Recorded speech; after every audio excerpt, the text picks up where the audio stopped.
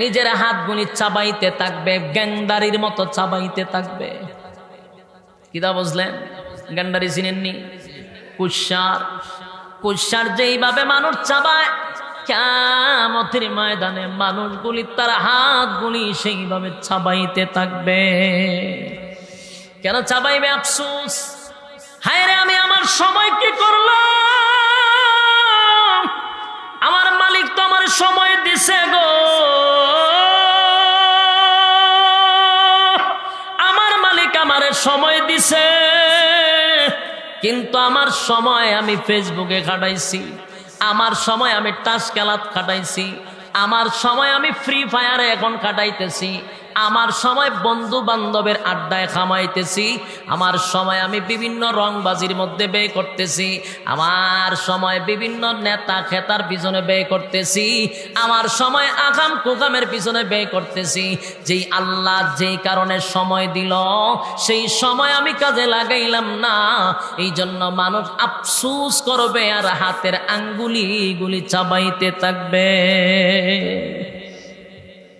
কোনো লাভ হইব নি? এই সময় সাবাইলে লাভ হইব? কথা হয় না, সাবাইলে লাভ হবে না। আপনারা যারা প্যান্ডেলের ভিতরে বৈশা বৈশা কোরআনের কথাগুলি শোনার জন্য মৌমাছির মতো বসে আছেন, ধৈর্য নিয়ে বসে আছেন, প্রচন্ড গরম তারপরও বসে আছেন, কিন্তু আপনি আমার মতো কত মানুষ রাস্তাঘাটে দোকান পাটে অনর্থক অকারণে সময় নষ্ট করতেছে, আছে না নাই? আল্লাহ তাদেরকেও সময় দিছে, আপনারও সময় দিছে। মালিক তোমারে ভালোবাসে গো, তাই তো মালিক তোমারে রাস্তাঘাটে অনর্থক সময় নষ্ট না করাইয়া দিনই এক মজলিসে উলামায়ে কেরামদের সহবতে বসায়া রাখছে। এই সময়টাকেও আল্লাহ উসিলা বানাইতে পারে, কথা হয় না? কিয়ামতের কাঠিন ময়দানে রব্বে কারীম বান্দার উসিলা তালাশ করবে, উসিলা তালাশ করবে। হয়তো পারে আজকের এই মাহফিলে আসার কারণে আমার মালিক ঘোষণা দিতে পারে, বান্দারে প্রচন্ড গরমের মধ্যে বৈশা ছিলি, প্রচন্ড গরম লাগছিল, তারপরও উঠোস নাই আমার মহব্বতে, আমার নবীর মহব্বতে, উলামায়ে কেরামদের ভালোবাসা লইয়া বন্দা তুই বৈশা ছিলি।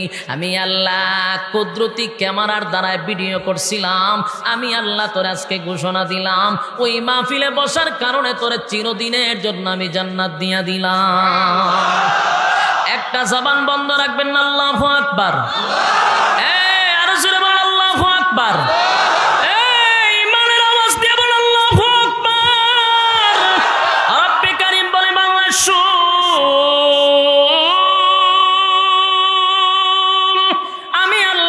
সময় দিছি, সময়ের অনেক দাম, অনেক দাম, অনেক দাম, অনেক দাম, সময়ের অনেক মূল্য।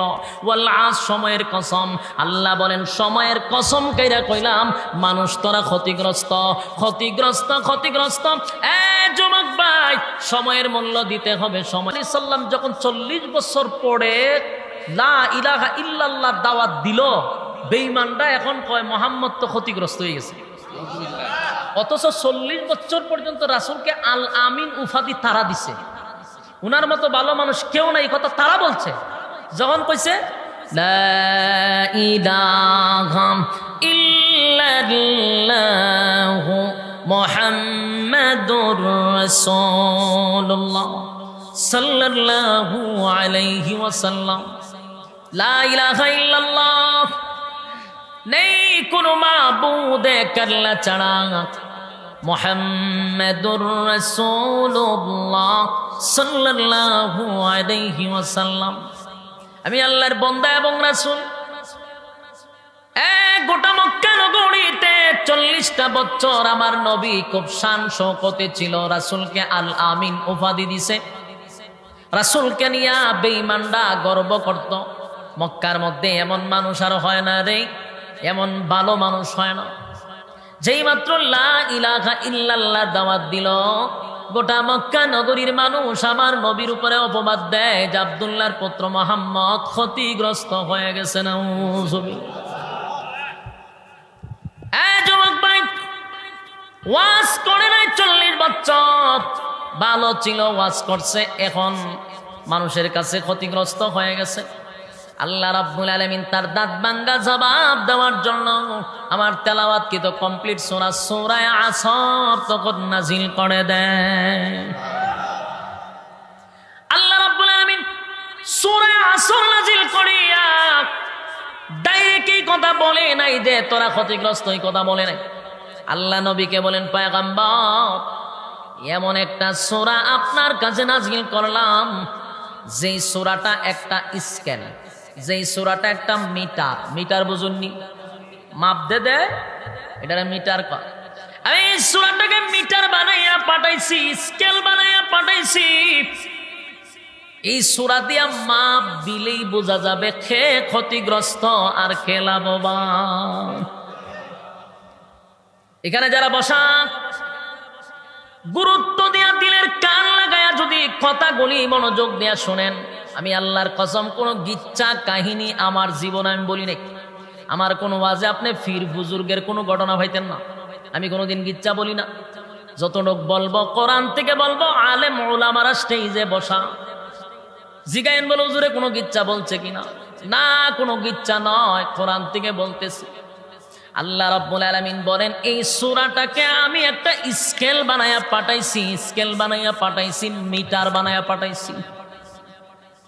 এই সূরা দিয়া যে মাপ দিবে সে নিজেই বুঝে যাবে সে ক্ষতিগ্রস্ত না লাভবান। এই কথাটা ১৫০০ বছর আগে রাসূলের কাছে সূরা নাজিল করে আল্লাহ জানাইছিল। তার মানে তখনই শেষ এমনটা নয়। কোরআনের একটা মুজিজা হলো নাজিল হয় যখন, যেই সময় তার হুকুম তাকে কিয়ামত পর্যন্ত। তার মানে আমাদেরকেও বলছে, তার মানে আমাদেরকেও বলছে সূরা আসর দিয়ে তোমরা মাপ দাও। এখন যারা আপনারা স্টেজে এবং প্যান্ডেলে বৈশা রয়েছেন, আপনারাও যদি সূরা দিয়া মাপ দেন, এখন বৈশা আপনি বুঝতে পারবেন আপনি লাভবান না ক্ষতিগ্রস্ত। বলুন, ওয়াজ তো বহু শুনছেন, স্কেল কোনোদিন তো শুনেন নাই। এই স্কেল দিয়ে আজকে মাপ দিয়া ছেড়ে দিব। আপনারা যাইবেন আর বুঝবেন যে আপনারা ক্ষতিগ্রস্ত না লাভবান। নিজেরাই বুঝতে পারবেন যে আপনারা ক্ষতিগ্রস্তের মধ্যে আছেন না লাভবানের মধ্যে আছেন। এটা হলো একটা স্কেল, কিন্তু মাপ দেওয়ার সিস্টেমটা তত তাড়াতাড়ি শেখানো যাইতো না। একেবারে শেষ হলে আমার একটা শিখাই দিব, কিন্তু সহজ আপনারা এটা লইয়া যাবেন না। এই জন্য দিলের কান লাগায় প্রতিটা কথা শুনতে হবে, কারণ ওয়াজের মাঝখানে আমি বোঝায়া দিব কেমনে মাপ দিতে হয়। আল্লাহ রাব্বুল আলামিন সূরা আসর নাজিল করে জানায়া দেয়, পয়গম্বর যারা আপনাকে ক্ষতিগ্রস্ত বলতেছে, যারা আপনাকে বলে আপনি ক্ষতিগ্রস্ত হয়ে গেছেন, আমি তাদের কাছে আপনার কাছে সূরা আসর পাঠাইছি। তাদেরকে বলেন সূরা আসর দিয়া তারা যেন মাপ দেয়। মাপ দিলেই তারা বুঝতে পারবে আপনি ক্ষতিগ্রস্ত না তারা ক্ষতিগ্রস্ত, আপনি লাভবান না তারা লাভবান। সূরার শুরুতে আল্লাহ বলেন ওয়াল আসর, সময়ের কসম, সময়ের কসম, সময়ের কসম, সময়ের কসম করছে আল্লাহ। এখন আসুন আমরা সামনে যাওয়ার আগে বুঝে নেই এখানে লাভ বলতে কি বুঝলাম আর ক্ষতি বলতে কি বুঝলাম। একটা বিষয় রয়ে গেছে না? আল্লাহ নিজেই বলতেছেন খে লাভবান খে ক্ষতিগ্রস্ত, এটা মাপ দিলেই বোঝা যাবে। তাহলে আমরা লাভ কি বুঝলাম আর ক্ষতি কি বুঝলাম এটা আগে জানা দরকার। কথা হয় না? লাভ বলতে কি বুঝলেন, ক্ষতি বলতে কি বুঝলেন, এই বিষয়টা আপনাদের ক্লিয়ার না হলে সামনের আলোচনা বুঝতে কঠিন হবে। আসুন আমরা লাভ লস বলতে কি বুঝি। ব্যবসা করতে গেলে কি লাগে? পুঁজি লাগে। জোরে কোন কি লাগে? ব্যবসা করতে গেলে পুঁজি লাগে, পুঁজি লাগে। ব্যবসা করতে গেলে পুঁজি লাগে। পুঁজি যদি থাকে আর যদি কিছু মুনাফা সেটার হয় লাভ। কথা হয়? আপনার মূলধন যদি ঠিক থাকে এরপরে যা আসবে এটা কি লাভ। কিন্তু মূলধন যদি না থাকে তাহলে ক্ষতিগ্রস্ত। বলুন কি? এটা তো বুঝছেন। ব্যবসা করতে গেলে পুঁজি লাগে। পুঁজি যদি আপনার কাছে পুরাটাই থাকে তাহলে যা আসবে মুনাফা লাভ, এটা কি। আর যদি পুঁজিও শেষ, আমার যখন যা আমও গেল চলাও গেল, তাহলে আপনি কি ব্যবসায় ক্ষতিগ্রস্ত, ব্যবসায় ক্ষতিগ্রস্ত। এই দুইটা পয়েন্ট মনোযোগ দিয়ে ইয়াদ রাখবেন, তাহলে ওয়াজ একবারে ফানির মতো বুঝবেন। না বিরক্ত হইতেছেন? আপনারা যারা এখানে অনেকেই বসা, আপনারা কিন্তু ওই যে ওয়েট কেলে গিচ্ছা শুনতে খুব পছন্দ করেন, আমি জানি। আমার ওয়াজে গিচ্ছা পাইতেন, যতটুক পাবেন গুরুত্বপূর্ণ কথা, গিচ্ছা আমি কইতে পারি না, আমার দ্বারা সম্ভব না। মনোযোগ দিয়ে শুনবেন, যে এই জিনিসটা যদি বুঝেন লাভ আর লস এটা তো বুঝেন। ব্যবসা করতে গেলে ফুজি লাগে, ফুজি যদি আমার ঠিক থাকে তাহলে ব্যবসা লাভবান, আর ফুজিও যদি আমি খাইয়া বসে থাকি তাহলে ব্যবসায় লস, মানে ক্ষতিগ্রস্ত। এই দুইটা কথা। আল্লাহ রাব্বুল আলামিন বলেন দুনিয়াটা হলো একটা ব্যবসার জায়গা, এই পৃথিবীটা একটা ব্যবসার জায়গা, ব্যবসার জায়গা, ব্যবসার জায়গা। আর ব্যবসা করার জন্য আমি আমার বন্দাদেরকে একটা পুঁজি দিছি, পুঁজিটার নাম হলো সময়। বলুন পুঁজির নাম কি? আরো জোরে। ওই জানলা বলেন ওয়াল্লাহ, সময়ের কসম। তার মানে রব্বে কারীম তোমার জীবন পুঁজির কসম করছে। এটা যে এই সময় না, এটা তোমার জীবনের কসম, তোমার হায়াতের কসম, তোমার জীবন পুঁজির কসম আল্লাহ করছে। ওয়াল্লাহ, সময়ের কসম বন্দারে, সময়ের কসম। কোন সময় বলতে তোর জীবনের কসম, তোর হায়াতের কসম, তোর জীবন পুঁজির কসম। বলুন ব্যবসা করতে পুঁজি লাগে, আমার মালিক বলেন পুঁজি দিছি, এটার নাম হলো হায়াত। বলুন পুঁজির নাম কি? পুঁজিটার নাম হলো হায়াত। এই হায়াত নামক পুঁজি লইয়া ব্যবসায় লামো, ব্যবসায় লামো। যদি দেখা যায় পুঁজি শেষ, মুনাফা নাই, বলুন তো লাভবান না ক্ষতিগ্রস্ত? আপনারা যারা শিক্ষিত মানুষ, সচেতন মানুষ, বালিশের সঙ্গে মাথা লাগায় চিন্তা করেন, পুঁজি আপনার কতটুক আছে আর ব্যবসায় কতটুক লাভ করছেন। ব্যবসা কারে কয় রে? ব্যবসাটা হলো নেকামল। মুনাফা কি? নেকামল হলো মুনাফা, পুঁজি হলো হায়াত। তাহলে এই পুঁজি দিয়ে আমি নেকামল কামাই করব। কথা কয় না? আল্লাহ জানে, ওয়াজ বুঝুননি তো কথা কয় না দি। বলুন পুঁজি কি? হায়াত। পুঁজি কি? আর মুনাফা নেকামল। বলুন মুনাফা নেকামল। কত সুন্দর কথা। আল্লাহ বলেন আমি তোমার হায়াত দিছি, এটা হলো পুঁজি। এই পুঁজি দিয়া তুমি কি ব্যবসা করবা? বলেন নেকামলের ব্যবসা করব। আমার যুবক ভাই যারা মাদ্রাসার ভিতরে বসা, বাহিরে বসা, একটু নিজে নিজে 1 মিনিটের জন্য চিন্তা করেন, পুঁজি আপনার কতটুক আছে আর নেকামলের ব্যবসা কতটুক করছেন। হিসাব মিলালি তুমি এলিবেন, হে ক্ষতিগ্রস্ত আর কে লাভবান, এখানে হিসাব মিলাইলি পেয়ে যাবেন। এটারই কয় মাপকাঠি, এটারই কয় মিটার। কথা বুঝতেছেন? এই যে মিটার মাপের সিস্টেম শিখাইয়া দিছি, কিন্তু 4টা কর্মসূচি এখনো শিখাইছি না। ইয়াদ আছে তো? কথা হয় না? মাপ আপনারা শিখাই দিলাম, মাপটা আবার শিখাই দিচ্ছি। আপনি কেমনে মাপ দিবেন? সূরা আসর দিয়া কিভাবে মাপ দিবেন? মাপ দিলে আপনি লাভবান না ক্ষতিগ্রস্ত এখনই বুঝতে পারবেন। এটা বোঝার জন্য সহজ পদ্ধতি হলো, আপনার বয়স যদি হয় 40, কারো বয়স 30, কারো বয়স 60, যাদের বয়স 60, যাদের বয়স 50, যাদের বয়স 30, একবার বালিশের সঙ্গে মাথা লাগায় চিন্তা করবেন, আমার তো 30 বছরের মধ্যে আমার বয়সটা হলো 30 বছর, তার মানে 60 বছর যদি বাঁচি রে, আমার 30 বছর চলে গেছে, হয়তোবা আর 30 বছর বাঁচব। কয় বছর বাঁচব?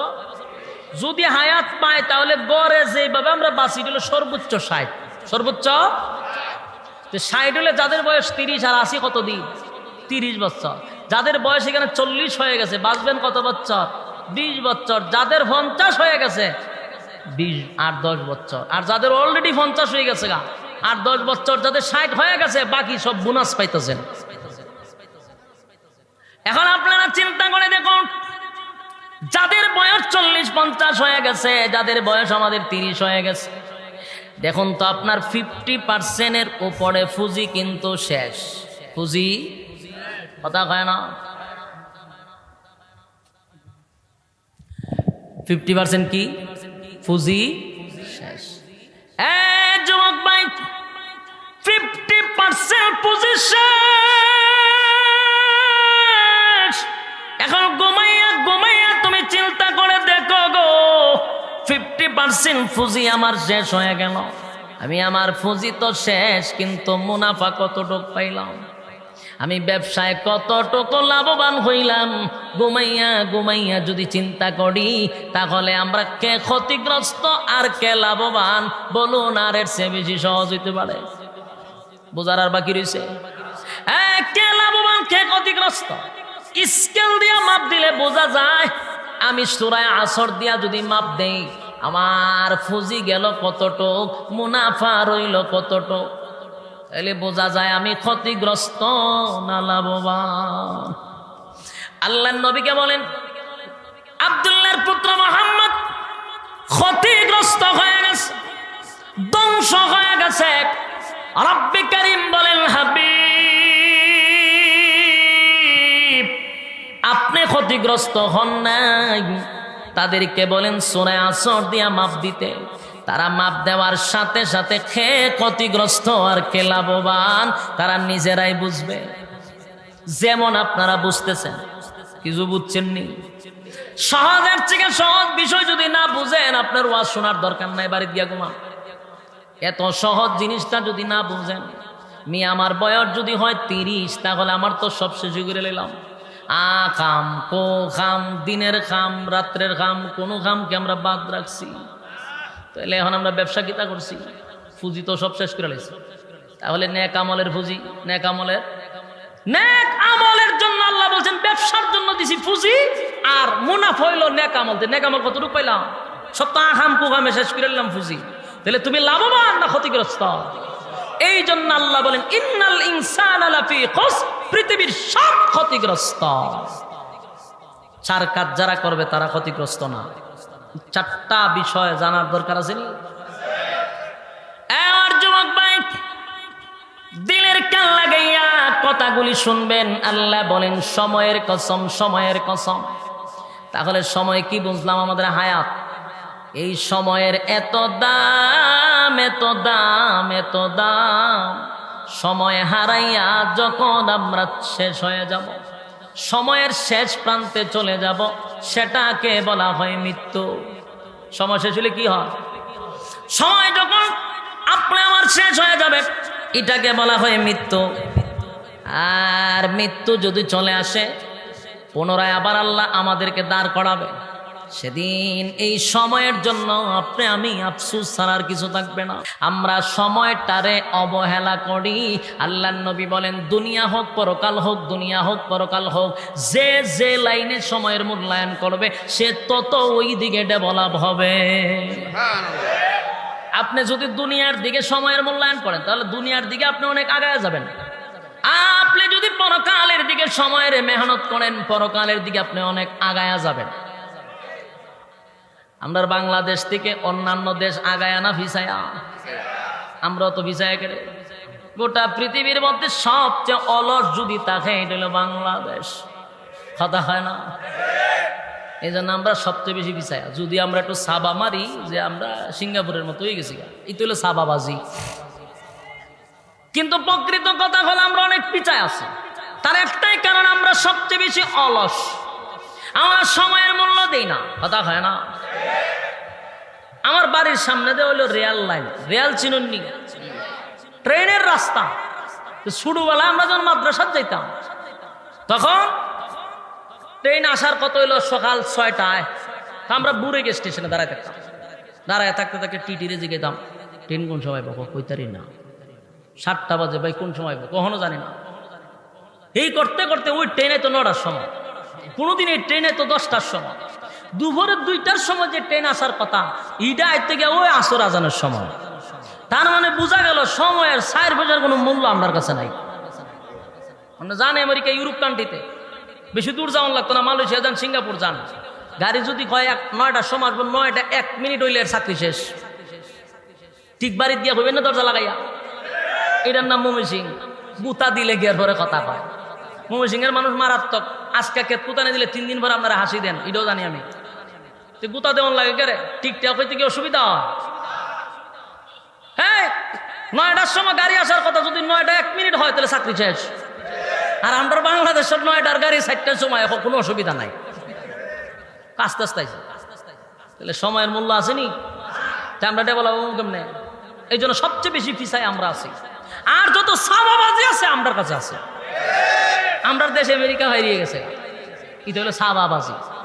বিদ্যুতের ফেরিওয়ালা বাড়িছে না, মোহনদ্বীপ বিদ্যুৎ 1 ঘন্টা থাকে না, ফেরিওয়ালা কো, ইডিলে সাবাবাজি। কথা বুঝতেছেন না? সাবাবাজির লেগে আমরা 1 নাম্বার। হাসরের মাঠে সাবাবাজি চলতে, সাবার দাঁত তলা দিব চাপড়াই আল্লাহ। আল্লাহ বলেন সময়ের কসম, সময়ের মূল্য দেখ। সংসদ ভবন আমি বানাইছি, এটার মধ্যে দেশের সবচেয়ে বেশি গুরুত্বপূর্ণ আলোচনা হবে, ঠিক নেই? এটার এখন বানাইছে গানের মঞ্চ, ওই ফেরিওয়ালায় গান গায়। প্রতিটা পার্লামেন্টের প্রতিটা মিনিটে লক্ষ লক্ষ টাকা খরচ হয় গান গাইবার লাগিয়া। হাতা খায় না দি। সময়ের মূল্য আছে? সময়ের মূল্য থাকলে একটা গানও টান দিতে পারতো, কিন্তু কপাল খারাপ। থাপাদেন কপাল, আমরা কপাল খারাপ। থাপাদেন কপাল, যে কপাল খারাপ আমরা। সংসদ ভবনে এখন গান উনন লাগে। যুবক ভাই, সব কারণের মূল হলো সময়ের মূল্য নাই, সময়ের মূল্য নাই। কথা এখন ঠিক নেই। আজকে এখানে আসছি 10টার সময়, আমার ওঠার কথা, উঠলাম কটার সময়? 11টার সময়। 1 ঘন্টা সময়ের মূল্য নাই। বক্তার উন্নতি কেমন হইতো? আমরা ওয়াজ করতেছি সময়ের ওয়াজ, কিন্তু আমাদের মধ্যে আমল নাই, কপাল পোড়া।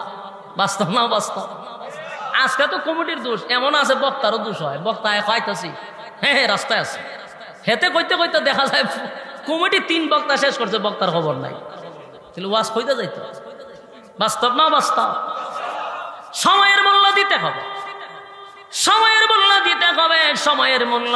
আমি ওয়াজ করতেছি, আমার মধ্যে আমলটা আছে। আমার জীবনে কোনো মাহফিল আমি দেরি করি না, আগে গিয়ে বইয়া খাই, বইরাই। এরপরে কমিটি যৎকান মনে চায় আমার সিফাতা 2টা বয় তো রাখে, এরপরে নিয়ে ওটা। কিন্তু আমি আগে এসে পড়ি, আমল আমার মধ্যে আছে, ওয়াজ করতেছি। কোন জায়গাত মাহফিল রাখলে আগে যাওয়ার চেষ্টা করি, 1 ঘন্টা আগে। আমাদের মধ্যে সবচেয়ে বেশি গুরুত্বপূর্ণ হলো সময়, সময়, সময়। দুনিয়ার দিকে যদি সময়ের প্রতি মূল্য দেই, আল্লাহ বলেন দুনিয়ার দিকে তারে অনেক উপরে নিয়ে যাব। পরকালের দিকে যদি সময়ের বেশি মেহনত করি, পরকালের দিকে আল্লাহ তারে উঠাইয়া দিব। আমার যুবক ভাই, আজকের এই মাহফিলে ওয়াদা করেন সময়ের মূল্য দিবেন কিনা। ছাত্র যারা আছে এখানে, মাদ্রাসার ছাত্রীদেরকেও বলছি, ছাত্র ভাইদেরকেও বলছি, ছাত্র জীবনে যেই ছাত্র সময়ের মূল্য দিবে সে তত ডেভেলপ হয়, ঠিক নেই? পরীক্ষায় ভালো রেজাল্ট করে। এই যে এখানে যে ছাত্রগুলারে পুরস্কার দেওয়া হয়েছে, সারা বাংলাদেশে যে নাম্বার পাইছে, সময়ের অমূল্যায়ন করার কারণে না মূল্যায়ন করার কারণে? সময়ের মূল্যায়ন করছে, তাই ভালো একটা রেজাল্ট সে আশা করছে। এটা একমাত্র কারণ হলো সময়। সব জাত কি? সময়। আল্লাহ বলেন ওয়াল আস, সময়ের কসম, সময়ের কসম, সময়ের কসম।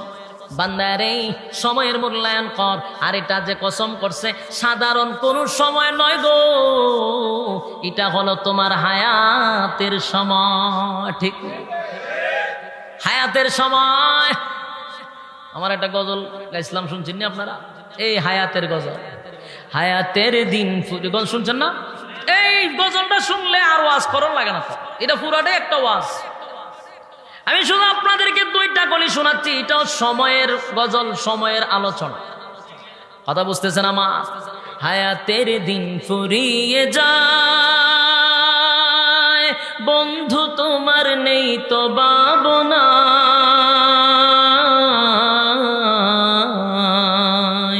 তুমি আচরণ তামাশা শয়তানের ধোঁকা। বাস্তব না বাস্তব? হায়াতের দিন ফুরিয়ে যায়, বন্ধু তোমার নেই তো ভাবনা,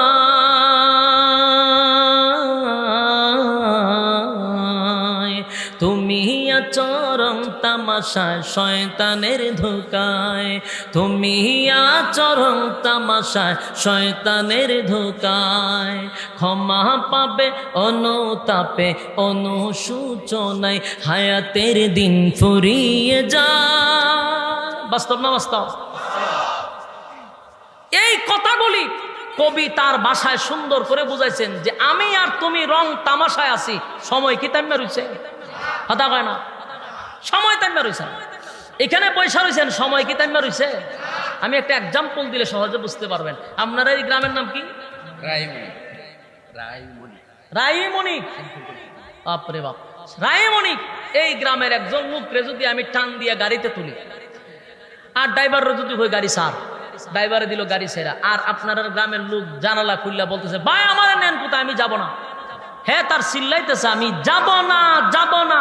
আর আমি ড্রাইভাররা কি করতেছি, গাড়ি সার, গাড়ি যাইতেছে সিলেটের দিকে, আর আপনারা গ্রামের লোকে জানালা দিয়া কয় আমি যাব না, যাব না। বলুন, সে মুখ দিয়া বলতেছে যাব না, বলুন তো যাইতেছে? সে যায় না গাড়ি যায়? গাড়ি যায়, কিন্তু সে কি বলে যাব না, কিন্তু গাড়ি। ঠিক দুনিয়ার প্রতিটা মানুষ আমরা দুনিয়াতে আসার পরে বলি আমরা যাব না, কিন্তু প্রতি সেকেন্ডে আমাদের হায়াতের গাড়ি যাইতেছে। হায়াতের গাড়ি কি তেমন রয়েছে? ওই জন্যই বলেন হায়াতের দিন ফুরিয়ে যায়, বন্ধু তোমার নেই তো ভাবনা, তুমি আছো রং তামাশায় শয়তানের ধোকায়, তুমি আছো রং তামাশায় শয়তানের ধোকায়। ঠিক নেই? কেউ হবে না পাপের বাগে,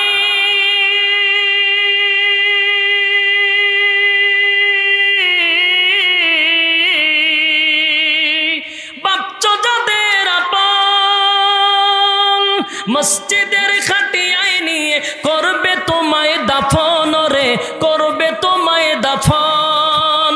ব্যস্ত হবে সম্পদের ব্যস্ত হবে সম্পদের সব বাটে বাটুয়ারায়, তুমি আছো রং তামাশায় শয়তানের ধোকায়, তুমি আছো রং তামাশায় শয়তানের ধোকায়। আপনারা মাইক দিয়ে যদি আর দুইটা টান দিতে আমার আর ওয়াজ করা শেষ, শেষ গলার খাম শেষ। এই যুবক ভাই, কথাগুলি শেষ করে ফেলছি। যে এই জিনিসটা আল্লাহ বুঝাইলেন ওয়াল আস, সময়ের কসম। তাহলে সময়ের দাম আছে না নাই? এটা কোন সময়? হায়াতের কসম। বলুন কোন সময়? হায়াতের সময়ের কসম। রব্বুল কারীম বলেন ওয়াল আস, সময়ের কসম। ইন্নাল ইনসানা লাফি খুসর, পৃথিবীর সব মানুষ ক্ষতিগ্রস্ত। চারটা কাজ যারা করবে গো তারা ক্ষতিগ্রস্ত হবে না। আসুন এবার চারটা কাজ জানার দরকার আছে।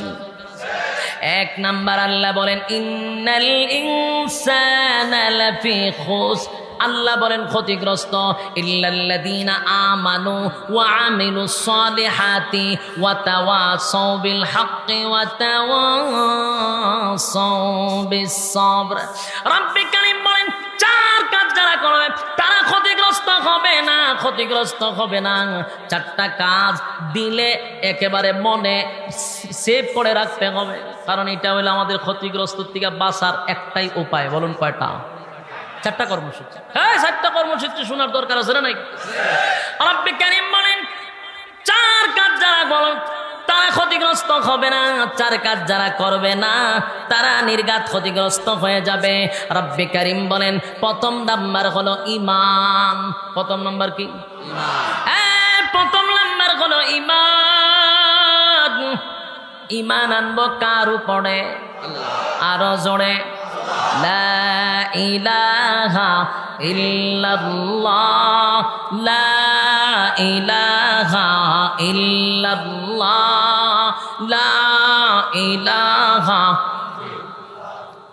নেই কোনো মাবুদ আল্লাহ ছাড়া, নেই কোনো মাবুদ আল্লাহ ছাড়া, এক খোদার পর দুই খোদা আর তিন খোদা মোরা কিছু মানি না।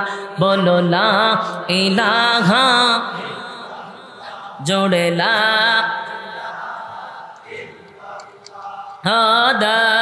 ইলাহা।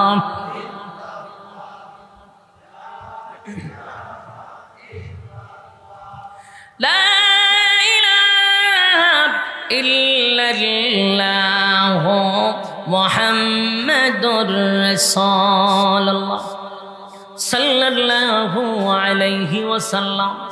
রব্বুল কারীম বলেন নাম্বার হলো ঈমান। ঈমান আনতে হবে কার উপরে? ঈমান তো আমরা আনছি। এখানে যদি আমি আপনাদেরকে জিজ্ঞাসা করি ঈমান কারে কয়, অনেকে কয় হুজুর জানি না। অথচ ঈমান জানা কি নফল না ফরজ? ঈমান জানার নাম ফরজ। আল্লাহ বলেন ঈমান আনতে হবে। আমরা অনেকে এখানে বসা সবাই যদি খাঁটি ইমানদার হতাম, সবাইকে খাঁটি ইমানদার, চেহারা সুরত দেখলে তো একজন বোঝা যায় কাবা শরীফের ইমাম। বাস্তব না বাস্তব? যুবক ভাই, চার কাজ যারা করবে তারা ক্ষতিগ্রস্ত হবে না। তার প্রথম নাম্বার হলো ঈমান আনতে হবে আল্লাহর উপরে। ঈমান যদি এখন পরীক্ষা করা হয় ঈমান কার কতটুকু আছে, এখানে একটা বোমা ফুটলে দেখবে মুখটাতে জুতা ছাড়া দৌড় দেয়। এই সময় বক্তা আছে না নাই দেখার কোনো খবর নাই। ঈমান পরীক্ষা করুন যায়। যুবক ভাইরা আমার, আমরা আবার শুনলে ওইটা দৌড় মারি, অথচ আমাদের ঈমানের পরীক্ষা যদি নেই রে, আমরা ঠিকব না। আমরা ঠিকব? আমরা ঈমান বিক্রি হয় 500 টাকার কাছে। কয় টাকার কাছে? আমরা আর বোমার দরকার কিতা? এক কাপ চা খাওয়াই আমরা ঈমান লইয়া জায়গা। বাস্তব না বাস্তব? নির্বাচন আইলে বোঝা যায়। দোকানে বইয়া আর দিন বইয়া বইয়া ফড়র ফড়র করে। স্যার ফার্তি যখন এটার ভিতরে ঢুকে কয় বুট কারে দিবি? চিন্তা ভাবনা করতেছি। তখন এই বেচারা কয় একটা কাপ চা দে। তো চা খাওয়ানোর পরে কয় জিগায় বুট কারে দিবে? সব না, চা আপনি খাওয়াইছেন, বুট আপনারা না দিয়ে হইব নি? বুট আপনারই দিব, টেনশন করার কোনো কারণ নাই। তো বাস, ফার্তি খুব খুশি গেছে। হে কিন্তু দোকান থেকে উঠে না। হে দোকানে বইছে ট্যাং লড়াইতেছে, এটা হইলে ব্যবসা। কতক্ষণ পর আরেক ফার্তি ঢুকছে। কি খবর টবর? ভালোই। বুট কারে দিবি? কখনো সিদ্ধান্ত নিছি না। বলো না, আগে কি কইছে? বুট অমুকরে দিব। এখন কি কয়? সিদ্ধান্ত নিছি না। তখন এও বুঝছে, ভাইয়ার একটা দুধ চা দে। তো মাশাল্লাহ দুধ চা খাওয়ার পরে জিগায় বুট কারে দিবি? সব না, দুধ চা খাওয়াইছেন, বুট তো আপনার দন লাগবো। ফার্তি খুব খুশি, ফার্তি গেছে। কিন্তু হে উঠছে নি, হে ট্যাং লড়ায়। কতক্ষণ পর আরেক ফার্তি আইসে, কিতা খবর? খবর আছে মোটামুটি। বুট কারে দিবি সিদ্ধান্ত নিছ? কখনো ঠিক হয়েছে না। সেই বেচারা কয় আর একটা কফি খাওয়া। কফি খাওয়ানোর পরে জিগায় বুট কারে দিবি? সব বনাস, আপনি কফি খাওয়াইছেন, বুট কি না দিয়া পারিনি? বলুন বুট কয়টা? জোরে খ দিছে কয়জন রে? ইমান আছে না গেছে? তাহলে চা খাওয়ায় যদি ইমান নেওয়ান যায়, এই জাতিরে আর বাম্বু দেওয়ার দরকার আছে নি? ফিডানির দরকার আছে? 5 টাকা দিয়া ইমান নেওয়ান যায়, কি এর ফিডানির দরকার? আমাদের ইমানের হাল হল এই অবস্থা। জবান 5 জায়গায় দিয়া রাখি, আপনি চিন্তা করেন না আপনার সঙ্গে আছে, আমাদের গিয়া হয় আরে ফিডাইছে আমি নাই। বাস্তব না বাস্তব? যুবক ভাইরা আমার, কিন্তু সাহাবায়ে কেরামদের জামানায় ছোট্ট একটা বাচ্চার যদি ইমানি পরীক্ষা নেন, দেখা যায় তামাম পৃথিবীর সব মুসলমান এক পাল্লা বায় রাখলেও ছোট্ট সাহাবীদের ইমানের কাছে আমরা কিছুই না। বাস্তব না বাস্তব? আল্লাহ নবীর জামানায় একটা ছোট্ট বাচ্চা নবীর সামনে বসা থাকতো। তার বাবা নব্য মুসলমান, বাবার সঙ্গে বাচ্চা আসে। বাবারে জিগায়, আব্বা যান কোথায় যান? বলে আমি রাসূলের দরবারে যাই, আমারে লইয়া যান। বাবা তার সন্তানকে হাতে দরিয়া দরিয়া রাসূলের কাছে নিয়ে গেছে। ওই বাচ্চা রাসূলের সামনে চেহারা মোবারকের দিকে তাকায়া থাকে। ছোট্ট বাচ্চা, বালেগ হয় নাই, নবীর চেহারার দিকে তাকায়া সে খুব মজা পায়। 1 দিন 2 দিন 3 দিন, একদিন বাবারে জিজ্ঞাসা করে, আপনি যে আল্লাহর রাসূলের কাছে যান, কালেমা পড়ছেন, দাওয়াত গ্রহণ করছেন, আব্বা গো আমারে কেন নবীর কাছে কালেমা পড়ান না? নাবালক বাচ্চা। বাবাই বলে ঠিক আছে চলো রাসূলের দরবারে। গিয়া বলে, হাবিব আমার এই ছোট্ট বাচ্চা কালেমা পড়তে চায় গো নবী, আপনি একটু কালেমা পড়ায়া দেন। আল্লাহর নবী বাচ্চাটারে আদর করে কালেমা পড়ায়া দিলেন। বাচ্চা কালেমা পড়ার পরে ইমানের জজবা বেড়ে গেছে। এইভাবে রাসূলের কাছে আসে আর যায়, আসে আর যায়। একদিন আল্লাহর নবী তারে হাতায় আর বলেন, এরে তালহা কি ব্যাপার, আমারে মহব্বত করস নি?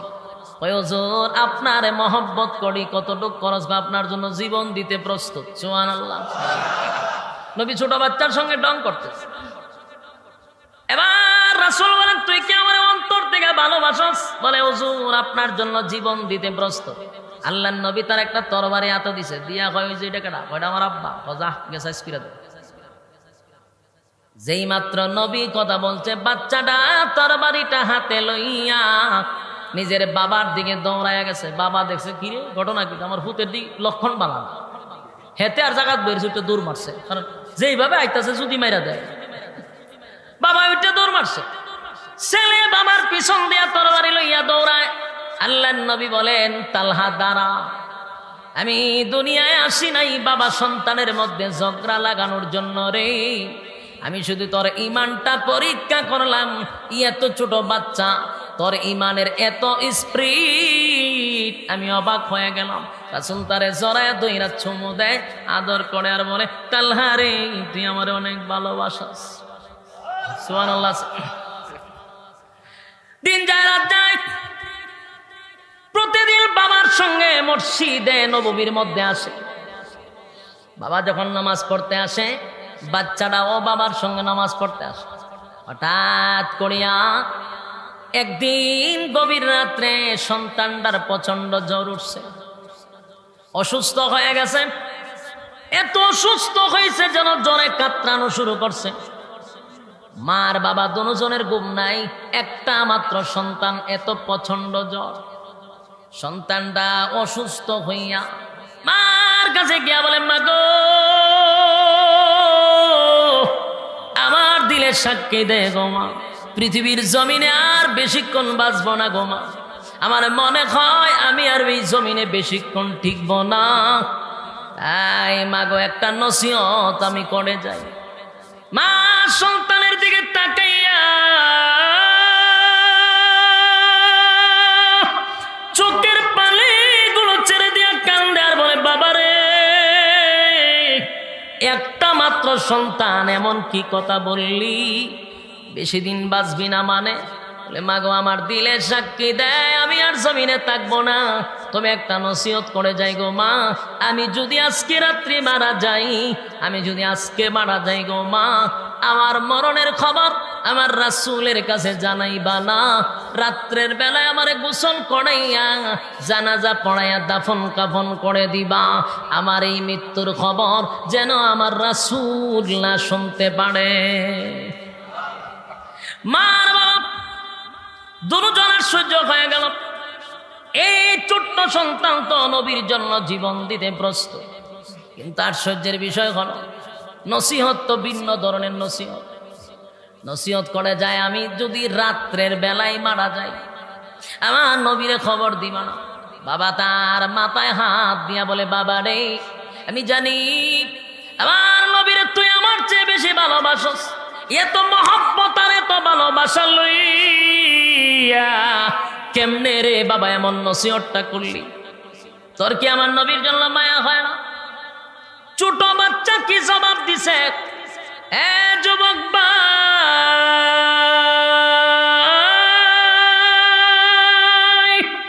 কথাগুলি দিলের কান লাগায় শুনবেন।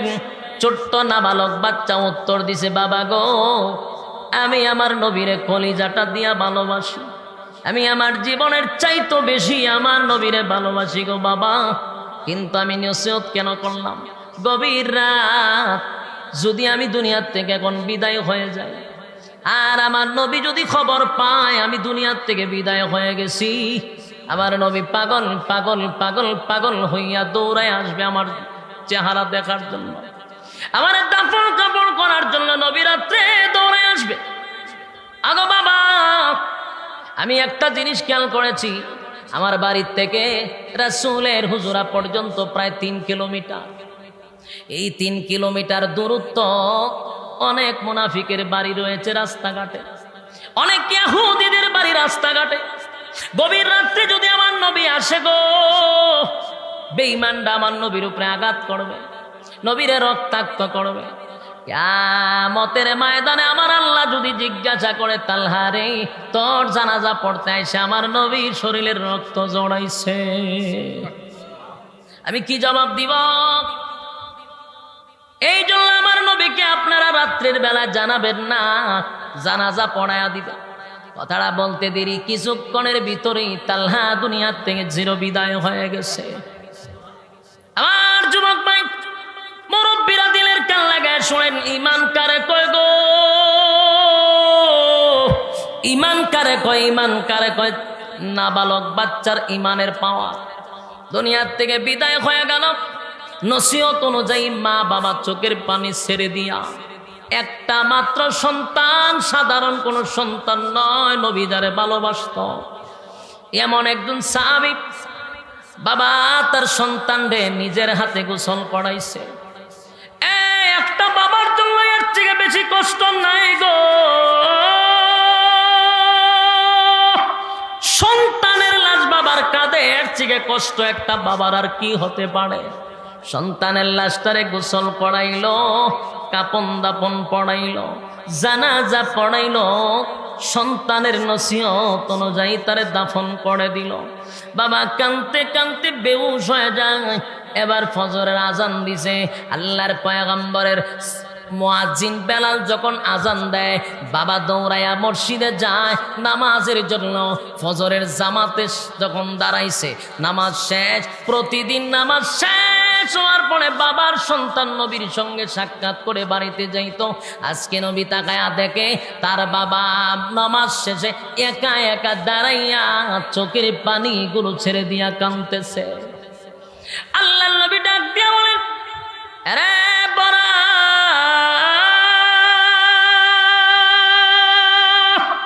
প্রতিদিন নামাজ শেষ করিয়া আমার তালহারে লইয়া আমার সামনে আসতা, আজকে দি একা একা চোখের পানিগুলো ছেড়ে দিয়া কান্দ, ঘটনা কি? আমার তালহা কোথায়? যেই মাত্র তালহার কথা বলছে, বাবা হাউ মাউ করে কান্না শুরু করে দিছে। আল্লাহর নবী বলেন, বল আমার তালহা কোথায়? এবার কান্দে আর বলে, হাবিব, আমার তালহা এই দুনিয়ার জমিনে নাই গো। আমার তালহা চিরদিনের জন্য পৃথিবী ছেড়ে চলে গেছে। আল্লাহর নবী বরার দিকে তাকাইয়া নবীর চোখ বেয়ে পানি পড়ে বলে, আমার তালহা যদি দুনিয়া থেকে বিদায় হয়ে যায় রে, আমি কোথায় ছিলাম? জানাজাকে পড়াইল, আমার তালহার লাশ কোথায়? আমি আমার তালহার জানাজা পড়াইয়া দিব। তালহার বাবার চোখ দিয়া আবার পানি পড়া শুরু হয়েছে। কান্দে আর বলে, নবী গো, আমার তালহার জানাজা পড়াইয়া আমার তালহারে আমি দাফন কাপন করে দিছি। আল্লাহর নবী বলেন, বড়া, আমার তালহানা আমারে ভালোবাসে, আমার তালহানা আমারে ভালোবাসে, আমারে না জানাইয়া কেমনে রে তোরা জানাজা পড়াইনি? কেমনে রে আমারে না জানাইয়া দাফন কাফন করলি? এবার তালহার বাবা বলেন, নবী গো, আমার সন্তানের নসিহত, আমার সন্তানের নসিহত হলো, আমার সন্তানের নসিহত হলো, রাত্রির বেলা যদি মারা যায় আমরা যেন তারে দাফন কাফন করে দেই। আল্লাহর নবী বলেন, আরে আমার তালহা আমার জন্য পাগল ছিল রে, আমার তালহাই নসিহত কেন করলো? বাবা ডাক দেয়া বলে, নবী গো, নসিহত আপনারে ভালোবাসতো, আপনারে মহব্বত করতো গো নবী, আপনার ভালোবাসায় পাগল হইয়া এমন নসিহত আমাদের কাছে করে গেছে। আমারে ভালোবাসলে জানাজার মধ্যে শরীক হতে দিল না। বলে, নবী গো, আমার বাড়ির থেকে আপনার হুজুরা কমপক্ষে 3 কিলোমিটার দূরত্ব। আমার ছোট্ট সন্তান 3 কিলোমিটারের ভিতরে তাকায়া দেখছে অনেক ইহুদি খ্রিস্টানের বাড়িঘর আছে, আপনার শত্রুর বাড়িঘর আছে। রাত্রের বেলায় যদি আপনি আমার বাড়িতে যাইতেন তালহারে দেখার জন্য, আর রাস্তাঘাটে যদি বেঈমানরা আপনার উপরে আক্রমণ করত, আপনারে রক্তাক্ত করত, আমার সন্তান বলে, কিয়ামতের ময়দানে আমি আল্লাহর দরবারে কি জবাব দিব? এই জন্য নবীরে জানাজা পড়ার কথা বলি নাই। একটা জবাব বললো, একবার আল্লাহু আকবার।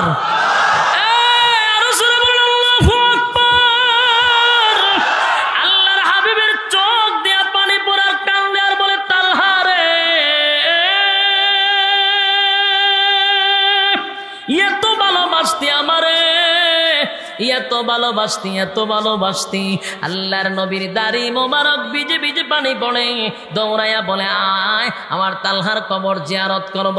নবী দৌড়াইয়া তালহার কবরের সামনে যায়, তালহার কবরের সামনে দাঁড়াইয়া নবী হাউ মাউ করে কান্দে আর বলে মালিক রে, আমার তালহা আমার জন্য পাগল ছিল, আমারে তুমি নবুয়তের চোখ দিয়া দেখায়া দাও আমার তালহা কোন হালতে আছে।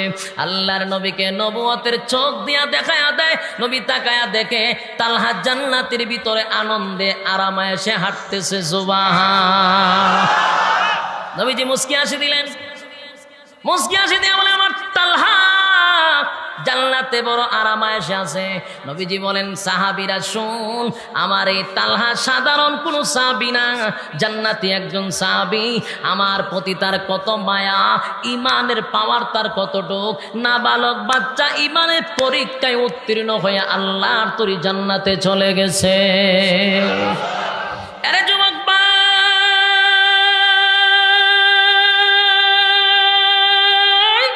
আজকে আমাদের ইমান বড় দুর্বল।